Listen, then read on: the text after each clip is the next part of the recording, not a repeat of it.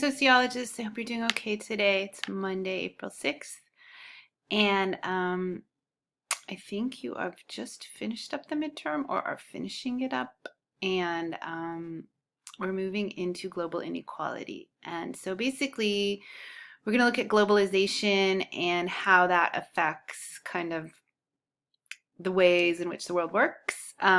I would invite you to think about it in terms of what we're going through right now, in terms of a global pandemic and how that might relate to some of these issues. Be creative, think about it in those terms. You're also going to watch a film called Machiapolis, which is City of Factories, and it has to do with the outsourcing of jobs, um, like transnationally, and